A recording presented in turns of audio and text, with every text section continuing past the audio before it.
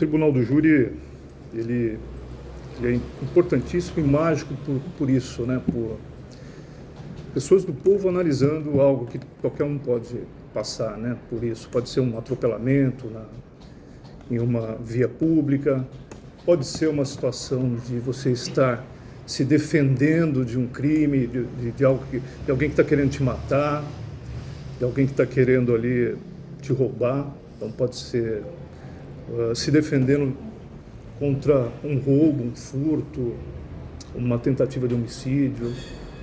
Então, de extrema importância esse instituto, de extrema importância a possibilidade que pessoas do povo, ali sem nenhum vício, sem nenhum costume de lei, de estar manuseando o processo ali o tempo inteiro e de repente desenvolver um vício sobre aquilo, uma repulsa sobre um tipo de crime ou outro.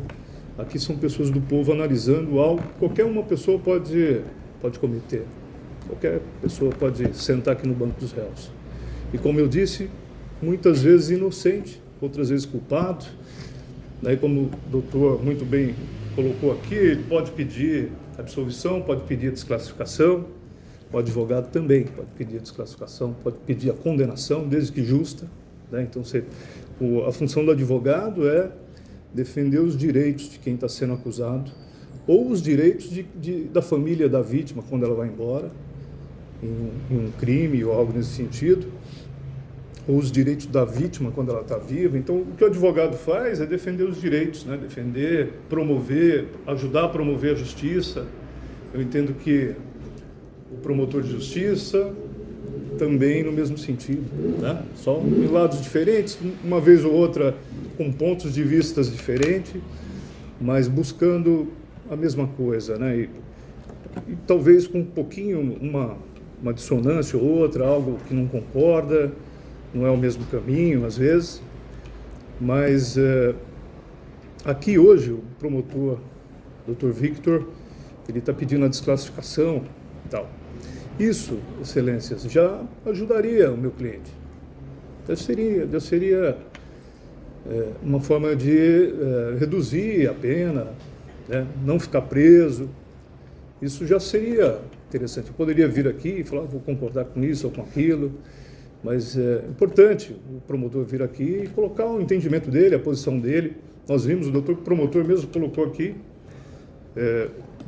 que os promotores podem ter, os operadores de direito no geral, né? Mas os promotores podem ter um entendimento diferente sobre o mesmo assunto, sobre o mesmo ponto.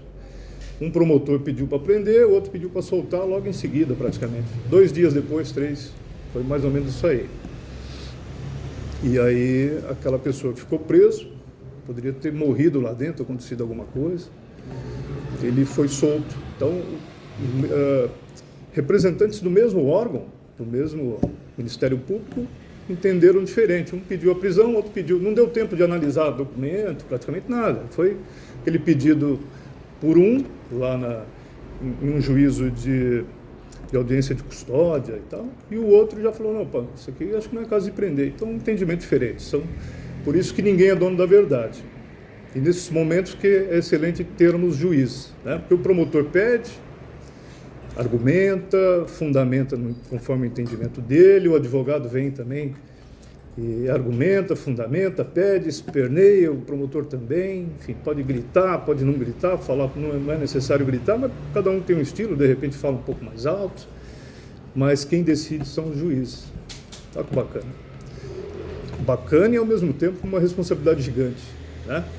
Mas quem vai decidir é o juiz. O promotor pode virar a pirueta aqui, o advogado também, mas quem vai analisar com calma, com tranquilidade, pelo menos tem esse dever, porque está na função do juiz, são vossas excelências, tá?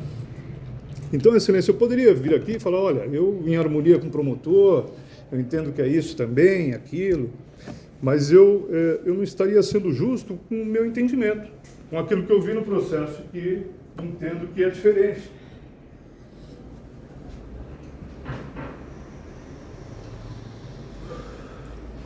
Porque, excelências, se o que aconteceu aqui, se o que foi falado aqui por várias testemunhas e por vítimas também, que ao mesmo tempo que eram testemunhas, foram vítimas, né, na minha visão.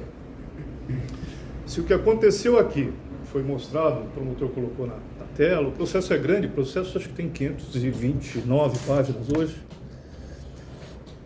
Então, se o que aconteceu aqui, ou melhor, o que aconteceu no local dos fatos não for uma legítima defesa, então eu não sei mais o que é legítima defesa.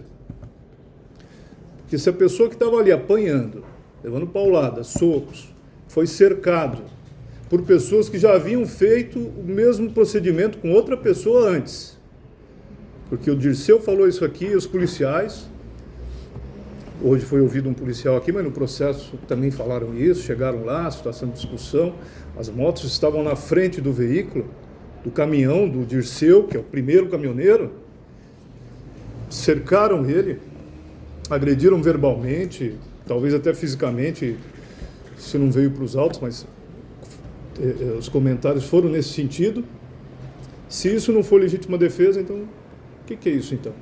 Então a gente é obrigado a apanhar, ficar quieto, não pode acelerar o caminhão para sair. O que é uma acelerada brusca? É um susto brusco? O que é? A gente começa a tremer, quase morrer, aí você sai correndo, aí você pisou no acelerador, o caminhão é gigante, o caminhão é grande. Aí faz um barulho, então isso aí é crime, não pode acelerar? Você não pode tentar sair ali de uma situação que você está para morrer? É isso? Você é obrigado a ficar quieto ali, apanhar até morrer, porque se não fosse o Roberto, que veio aqui também e falou com muita clareza, pelo menos eu entendi assim, humildemente entendi assim, não sei como Vossas Excelências que vão julgar entenderam, mas ele explicou com muita clareza aqui, falou como é que aconteceu. Ele até questionei para ele da faca, mas você chegou a ver uma faca? Que primeiramente ele falou que viu a faca. E depois ele ficou sabendo que era faca, mas ele viu na mão da pessoa algo que parecia uma faca. Ou seja, e depois ficamos sabendo que era faca mesmo, porque o próprio Erisvaldo falou aqui, eu joguei a faca nele. Na hora que ele foi correr, eu joguei a faca nele, ele falou aqui. Tá? Se a faca pega na cabeça, no olho, nas costas, sei lá, a pessoa, né? Hoje ele não estaria aqui. Na verdade, se ele não tivesse corrido, com o apoio do Roberto, porque o Roberto ajudou ele a se desvencilhar. Aí se desvencilhou e ele conseguiu correr para o caminhão. E tanto o Roberto como ele falaram que os dois agressores, eu não estou falando mal da vítima, nada disso, mas é um fato, é o que está no processo, os dois agressores correram atrás dele. Um que estava intimidando o Roberto, porque o Roberto foi apartar, largou o Roberto e saiu correndo atrás dele, porque não era para ele escapar. E aí ele chegou no caminhão, entrou no caminhão, tentando ligar com dificuldade, é um caminhão já antigo, que ele trabalha. O Erisvaldo tentou tirar ele de novo do caminhão, porque a primeira vez também foi assim, pelo que foi relatado. E depois tentou novamente. E o Wesley, que era um rapaz forte, estava do outro lado, correndo para lá e para cá, jogando coisas, igual ele falou aqui, tentando abrir do outro lado da porta. Ou seja, não era para ele sair dali, era para morrer ali, ou apanhar bastante, para quando ele fosse para a base da polícia, se conseguisse chegar lá, se não morresse. Então, se isso, Excelências, não for legítima defesa, então, o que é então? Quantas vezes aí a gente vê pessoas que tentaram fugir de alguém que estava querendo agredir no carro, alguém que tentou roubar a pessoa, e aí a pessoa não parou, e teve que acelerar o carro e levou tiros, a pessoa atirou e a pessoa morreu dentro do carro, matou criança, matou... Né? Por que eles não deixaram o Tiago ir para a base? Para quem parar o Tiago? Para quem entrar na frente com motos? Tá? Por que pararam o Dirceu? Por que entraram na frente e impediram dele prosseguir? Eles se sentem no direito de fazer isso? Pode fazer isso? Porque não gostou de alguma coisa? É isso que a gente tem que fazer no trânsito? Tá? E, Excelências, o Tiago, ele estava vindo do trabalho de uma semana. Ele estava ainda com a carreta dele. A carreta tem um cavalo, né, que é a parte da frente do caminhão, se eu estiver enganado, não entendo muito de caminhão. Mas tem o cavalo, que é a parte da frente, tem a carreta, que é onde vai o produto, a mercadoria, né, que ele está transportando. Ele ainda estava com a carreta. Ele acabou de chegar do trabalho. Está indo para sua casa, está indo para ver sua família, seus filhos. E nem assim eles perdoaram, falaram, olha, o cara está trabalhando, deixa ele ir embora, está indo para lá. Não, vamos entrar na frente do caminhão dele e ficar ali, parar, ele vai ter que frear o caminhão e vai ter que descer, que a gente quer acabar com ele, a gente quer quebrar os dentes dele, quebrar a perna, braço. E os agressores contumazes, agressores que estavam repetindo um ato que fizeram pouco antes. Eles fizeram a mesma coisa com o Dirceu, então o Dirceu está mentindo, ele veio aqui para mentir? É o que ele falou no processo, lá atrás. O Roberto também falou isso no processo. Às vezes uma coisinha ou outra muda, já se passaram, sei lá, quase 8 anos, ou mais. Uma coisinha ou outra pode mudar, uma palavrinha, besteirinha, mas a gente não vou nem, porque tem dos dois lados essas coisas. Mas eles agiram assim, com o Dirceu, não estavam respeitando nem a polícia, porque no processo, depois eu vou ler ali, excelência, eu não quero cansá-los, mas é importante, a gente tem que procurar colocar tudo aqui, para que os juízes possam julgar, as juízas possam julgar, né?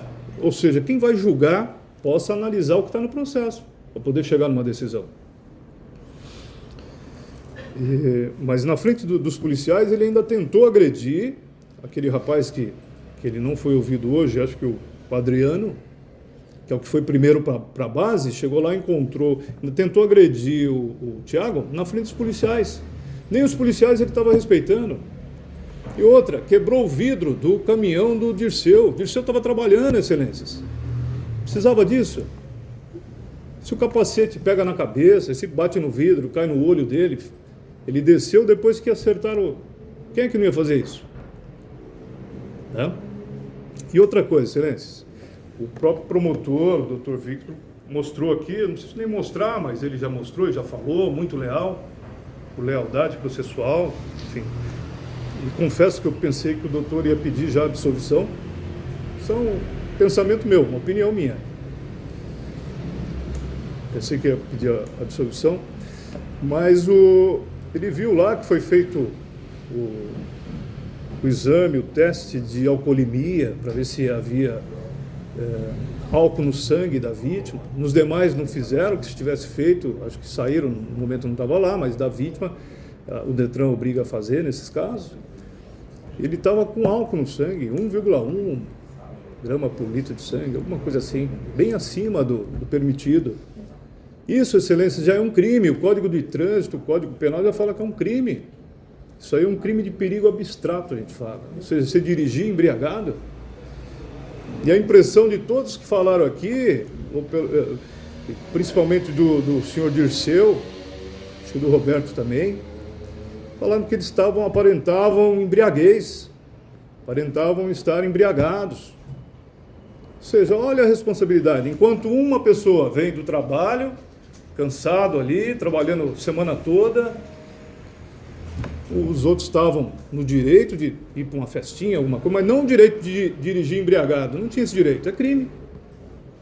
Não estou falando que nunca ninguém cometeu esse crime. Mas se acontece alguma coisa, existe a responsabilidade ali. Hoje foi com o Tiago, amanhã pode ser com qualquer um de nós. Acontecer alguma coisa nesse sentido, a gente pegar alguém que está com suas funções vitais ali alteradas, porque ingeriu bebida alcoólica, pode querer matar alguém, pode querer bater em alguém, fechar alguém no trânsito e cometer crimes ali violentos. Estavam em estado flagrancial de crime, criminoso ali, crime de perigo abstrato. Se a polícia pegou, é que não pega, né, todo mundo, mas se parar e for fazer o bafômetro, né? Então a irresponsabilidade já vem dali. Então se a gente for colocar na balança da justiça, a gente já vai olhando e fala, poxa, aqui, ó, um estava vindo do trabalho, um estava assim, e o outro estava na irresponsabilidade na rodovia. A intenção não é falar mal, não é menosprezar, principalmente que a pessoa não está mais aqui, mas são os fatos que a gente precisa trazer aqui para se julgar alguém, né? Então, excelência, se isso aí não for legítima defesa, o que é então? ele estava sendo agredido o tempo inteiro. Ele só se desvencilhou por um instante porque o Roberto chegou e ajudou. Aí ele correu, o outro foi atrás, tentando puxar ele ainda do caminhão. Então ele continuava em situação de legítima defesa. Não que tenha que ser, que tem que estar acontecendo o tempo inteiro ali, a todo momento. Podia ser uma legítima defesa iminente, de uma agressão iminente, algo que está para acontecer. Eles estavam circulando para lá e para cá, um querendo abrir a porta do outro lado e o outro do lado de cá. Mas mesmo se não tivesse, eles estavam ameaçando. O que eu quero dizer é que esse detalhe, mas não, tem dúvida aqui, não está muito certo quem foi que parou quem. Eu acho que isso ficou bem claro aqui. As testemunhas e o modus operandi, a forma de agir desses rapazes, parando o caminhão no meio da avenida, da via pública ali, do cemitério, parou o trânsito todo e não deixou o caminhão seguir, todos foram no mesmo sentido. Então acho que não tem dúvida quanto a isso, o modus operandi, a forma de agir desses rapazes nesse dia. Eu espero que nunca mais aconteça com os que ficaram. Infelizmente um foi a óbito, mas a forma que eles agiram, primeiro com o Dirceu, depois com o Tiago, não deixa dúvida que foi a forma de agir com um e com o outro. Não tem dúvida quem foi que parou. Excelências, o caminhão do Tiago é grandão, à frente, se der eu vou mostrar a foto, tem uma foto ali, não está muito boa, mas dá para ter uma ideia. Mas mesmo se não tiver essa foto aqui, é um caminhão de carga, de carro, a gente já tem uma ideia do que caminhão é esse. Os motoqueiros, você vê que o tanto que eles aparentavam estar ali fora do controle, fora das funções ali normais, ficaram cercando um caminhão daquele tamanho. Quem é que faz isso? Só quem está achando que é um herói ali do mal, né? Tentando parar para bater, falando, nossa, vai descer, eu vou entrar na frente. Só faltou falar, quero ver se vai me atropelar, né? Vou entrar na frente, você vai ter que parar, e aí eu vou te arrebentar. Poxa, excelências. Então não há dúvida que isso aconteceu, porque tudo leva a esse... E se tivesse dúvida, excelências, era caso de absolver, mas não tem dúvida que aconteceu dessa forma. E se aconteceu dessa forma, com todas as vênias, com quem pensa ao contrário, com toda a humildade do mundo, pelo que eu vi no processo, pelo que foi mostrado aqui, eu entendo, humildemente, que nós temos aí uma legítima defesa própria dele. E antes, excelência, eu até já penso que começamos com uma legítima defesa de terceiro. Ele parou para ajudar alguém que ele nem conhecia. Se fosse uma mulher apanhando de alguém, a gente está passando de carro, vai tentar ajudar. Se for um senhor ou uma senhora que está apanhando de alguém, está sofrendo ali uma tentativa de roubo, é claro que em alguns casos a gente fica até com medo de descer, porque acaba sobrando. O próprio promotor falou aqui, o Tiago, eu sublinhei aqui, coloquei entre aspas, para não falar besteira, mas ele falou aqui, salvo engano, foi agredido covardemente, tentando ajudar. E quase morreu, né? Porque não era só agressão que eles queriam, aparentemente queriam matar. Você viu como é que ele chegou lá como é que ele chegou na base? Doutor, mas só eu falei isso no primeiro entrevista. Então ele já começou a ser agredido ali, então, né, doutor? Mas tudo bem. E depois continuou a ser agredido quando ele estava indo para a base. Ele está indo para a base da polícia, os caras ainda pararam ele. Olha a falta de respeito com a lei, com a autoridade, porque os policiais já tinham falado para ele, olha, vai para a base. Por que os outros também não foram? Em vez de arrumar encrenca, em vez de arrumar confusão.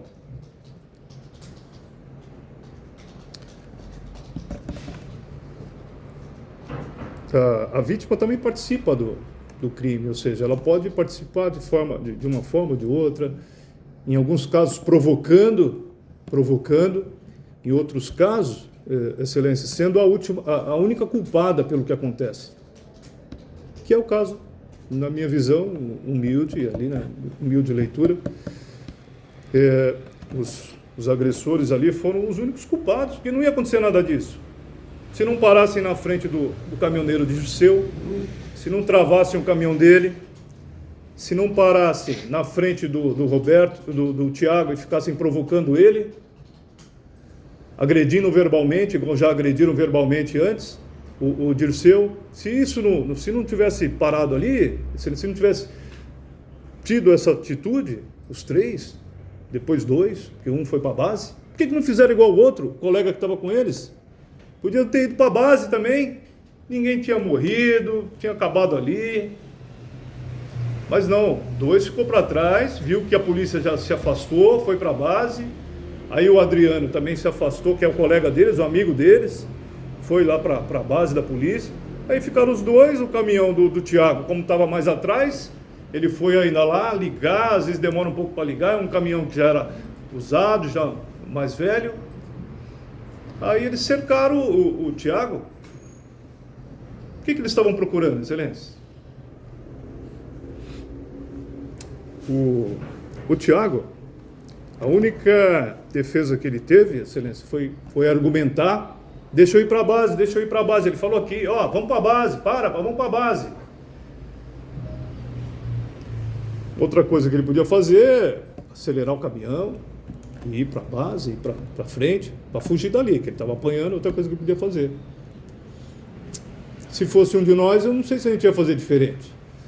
Se fosse o doutor promotor, com todo o respeito, não estou falando mal, mas o doutor promotor tem direito a andar com a arma.